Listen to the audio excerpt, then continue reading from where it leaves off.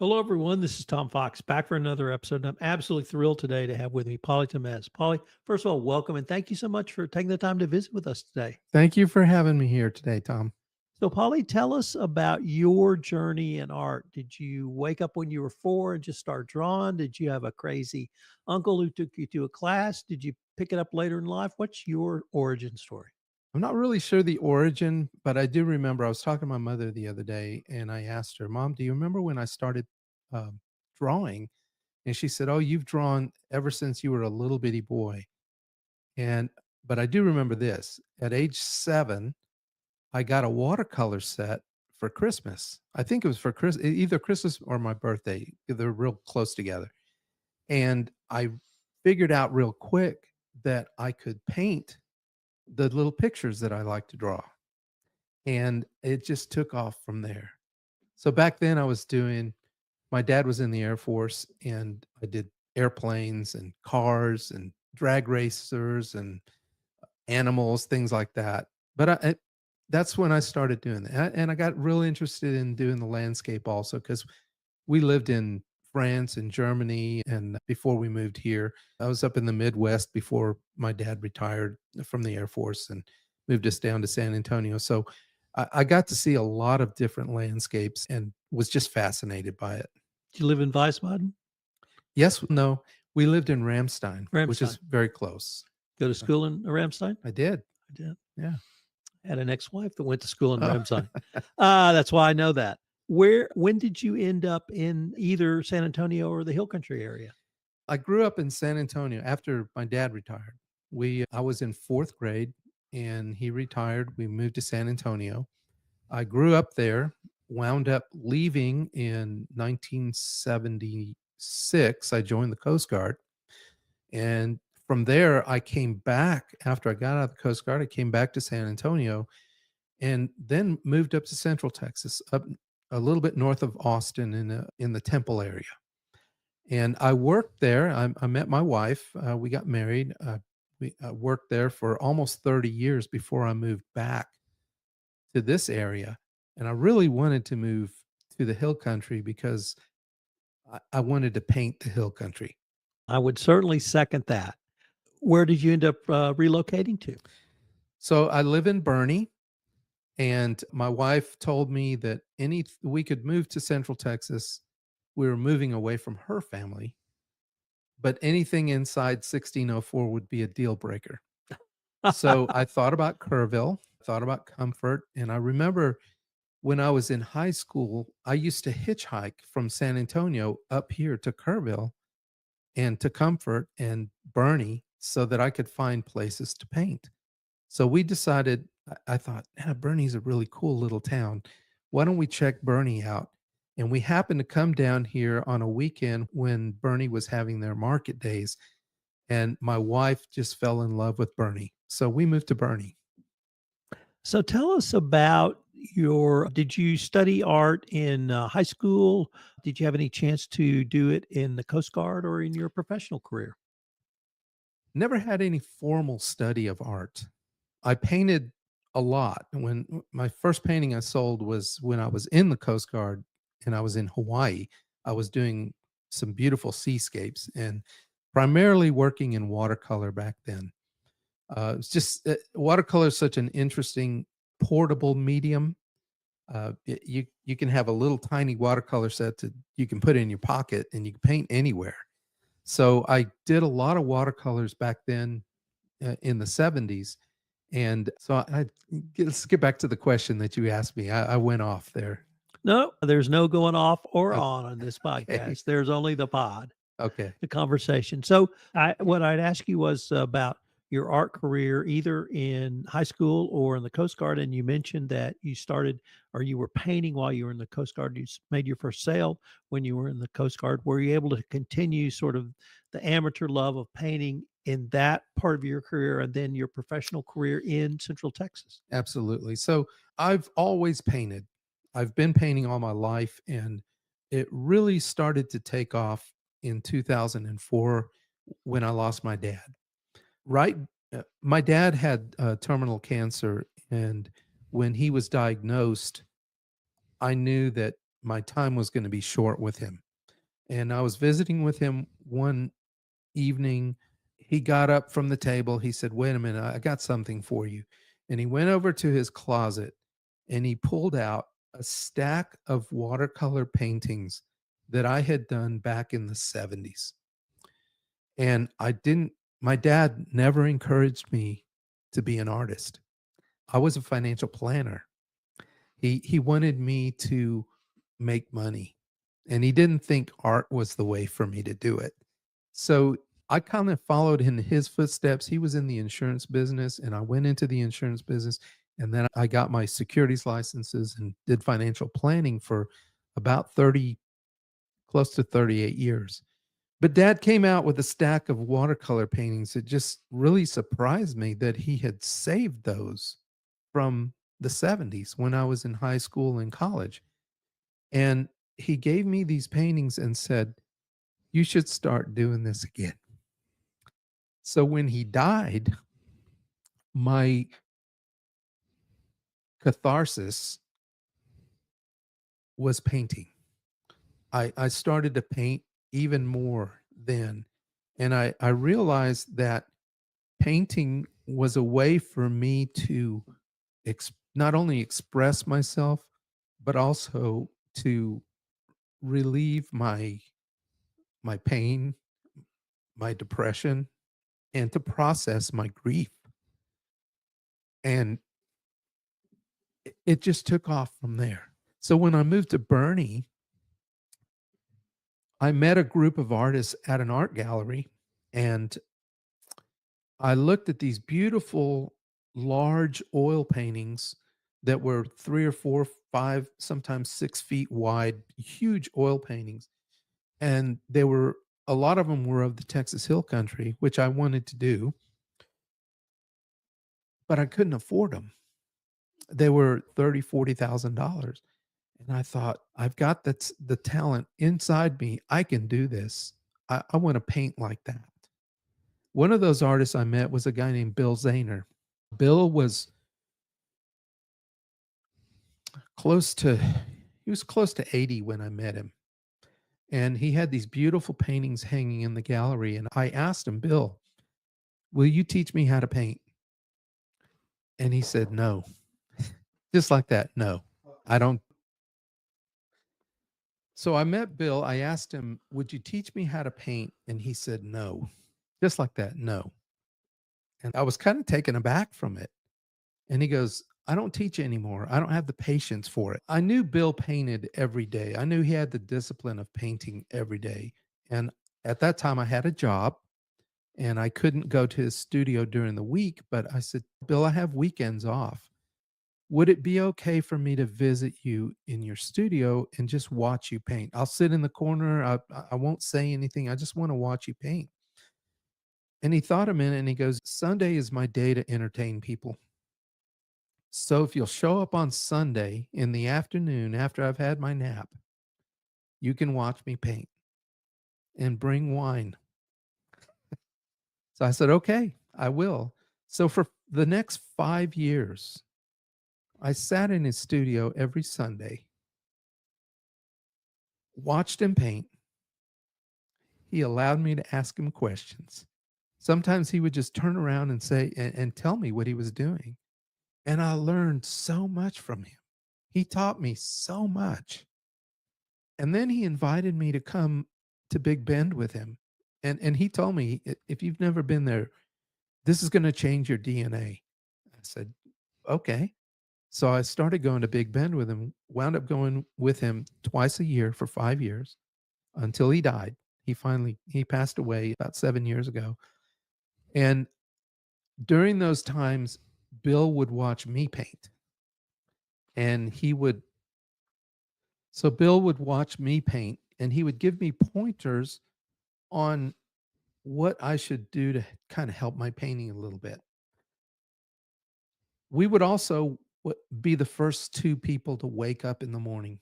We would go with a group of artists, and we were always the first ones to wake up, and where we stayed when we went to Big Bend is in Terlingua, and we had this beautiful view of the Chizos Mountains looking from our viewpoint, we were looking east. So we would get up before the sunrise, have our cup of coffee, and we would talk about the colors that were changing and happening during the sunrise. And I would ask him, Bill, how would you paint that pink right there? And the good coach that he was, he would ask me, how would you paint it? What colors would you use? A- And he really would dig this. He would dig this out of me. I would have to really think, what colors would I use to produce this color that I'm seeing? And he was like that. He If I was stuck on a painting and I would ask him a question, he would ask me right back, "How would you do it?" And I'd have to think about it. So Bill taught me a whole lot about painting, and he really helped me develop into the type of landscape artist that I wanted to be. But I wanted to do more.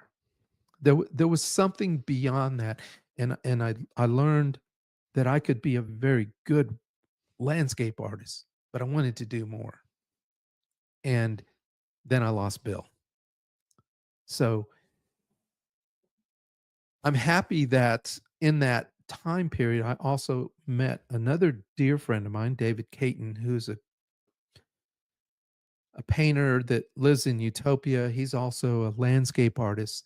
We've continued to, I meet with David every Tuesday on the telephone. We have a 2 hour conversation every Tuesday afternoon, and we talk about art.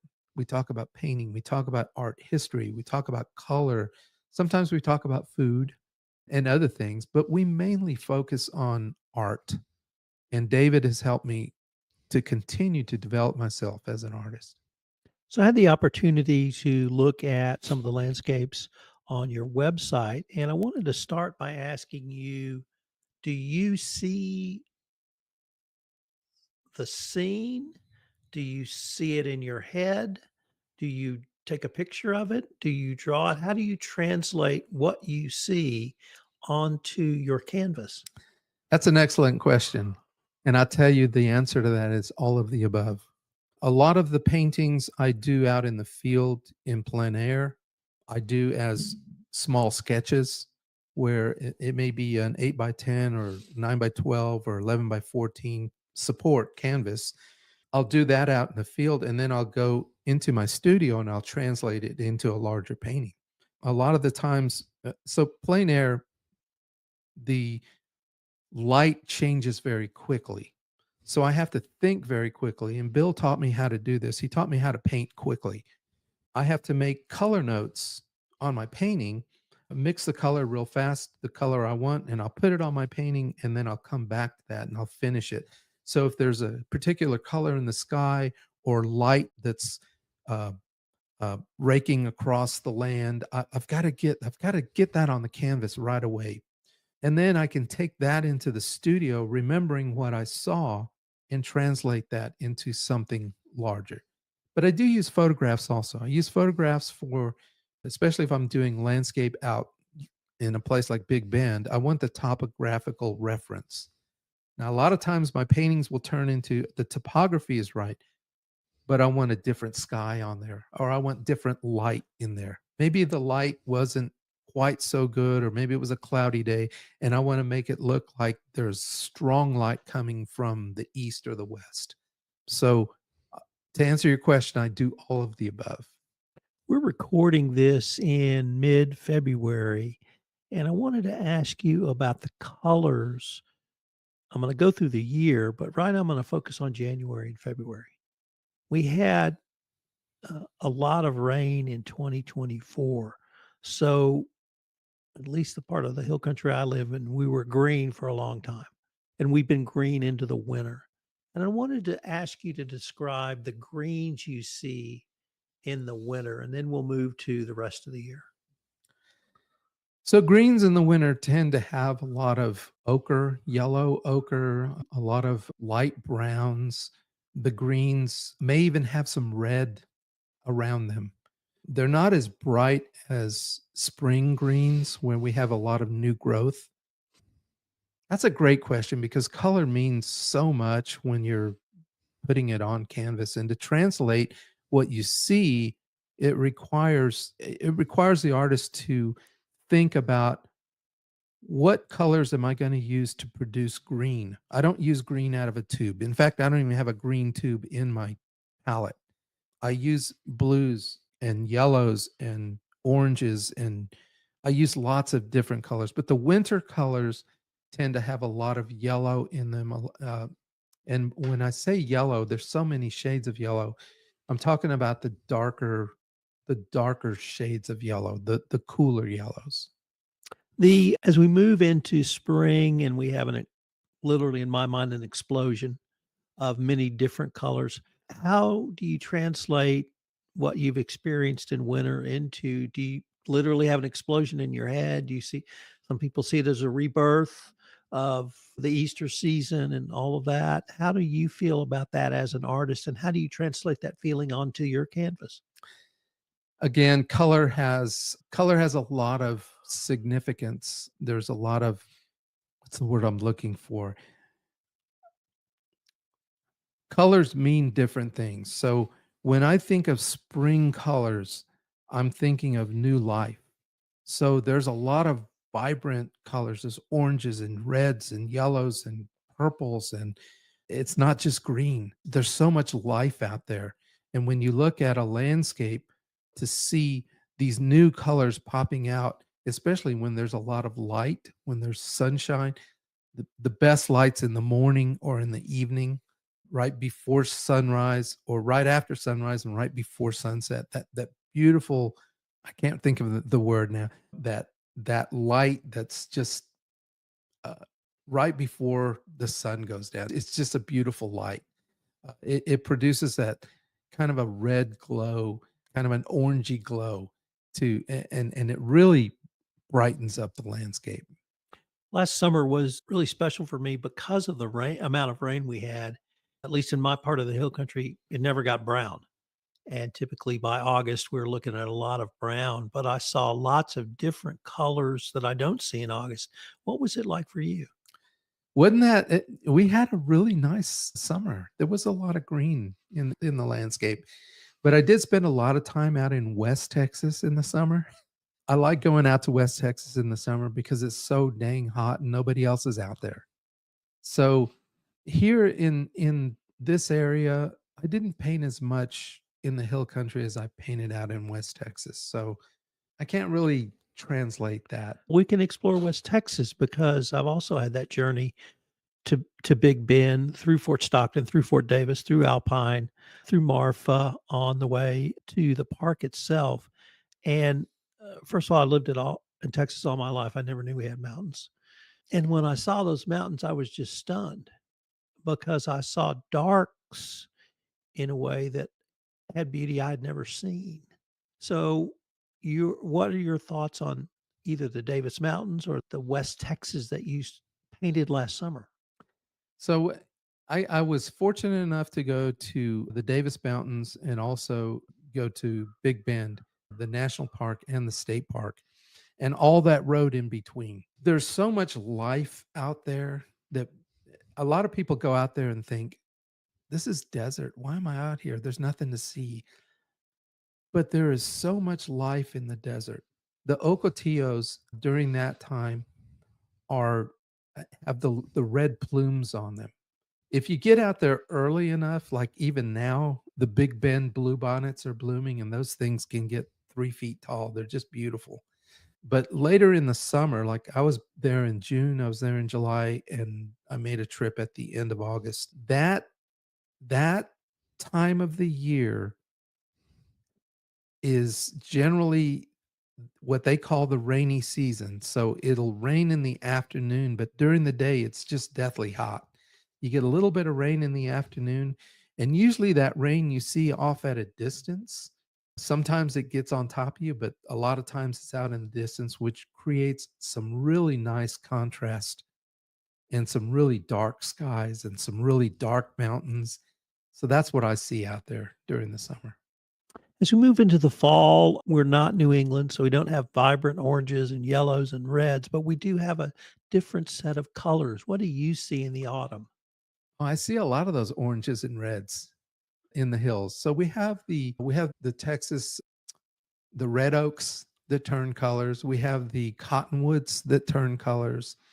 There's some other trees also that the Texas plum, the Mexican plum trees also that are very native to this area. They'll change colors in the fall. So when you look at these green hills that typically are a dark green, those cedar trees that a little bit darker, and then you see the kind of the ochre green oak trees that contrast the cedar trees. Dotted among those are all those red oaks and some maples. There's some maples that are native to this area. The cypress trees, beautiful along the Guadalupe River that turn that bright red color. There's a lot of color in the fall here. Just got to look for it. Paulie, do you have any upcoming shows you could tell our audience about? Interesting you asked me that. I decided last year was kind of a discovery year for me. It was the first year I stepped away from the workforce. I retired and decided to become a full-time painter. So I did a lot of shows last year. And I decided this year I'm not going to be doing any shows. I love to do live painting, and you can find me here at River's Edge at least once a month doing a live painting. I have one coming up on the 19th. So, really, as far as shows go, I like to paint live. And if you want to see me come paint live, then come out to River's Edge on a Wednesday afternoon. Unfortunately, we're near the end of our time for this episode, but before we leave, I did want to ask if our listeners wanted more information on you, perhaps to see your gallery virtually, what would be the best place or places for them to go? My website is PTAMEZ, Tamez, art.com.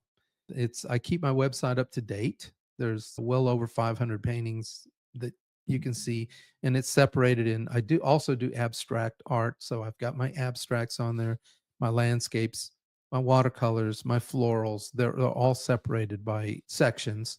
And then River's Edge Gallery here in Kerrville represents me, so my art can be seen there. Cibolo Creek Brewing Company in Bernie. I've been in there for 6 years, sold a lot of art out of there.